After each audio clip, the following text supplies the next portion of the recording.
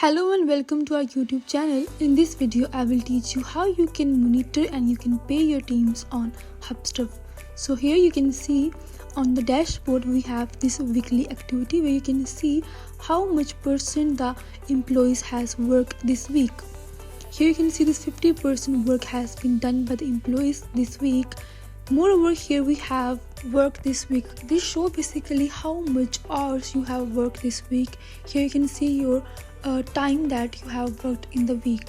Next, here you have this pay per week where you can see your payment that you have paid for that specific week.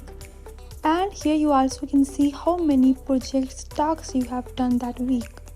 Now here, after signing up in the Hubstaff, you have to go to projects, and here you can see all your projects. And if you don't have any, you can go and you can add your new project. Here you have this add project option in the last. Here you can add your project. Here you can assign the task name, the team member's name. You can assign the things to them and you can create the project. Once the project is created, you can see all the activity. Here you can see that how much the person has worked. Here you can see the work time, the average activity and the focus time. Here basically after every 10 minutes the app will gonna take the screenshot whether the person is doing something productive or not, and that we're gonna show you on the screen.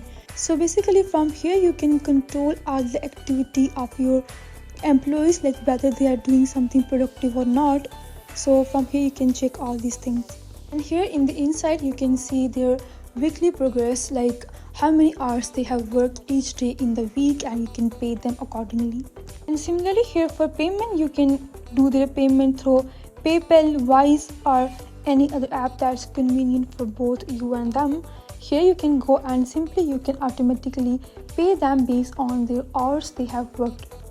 From the payroll you can select the method, and from the send you can send the money, and from the past payment you can keep a record of the payments that you have done in the past. And that's basically all about how you can use Hubstaff to monitor all the activity of your employees and to pay them.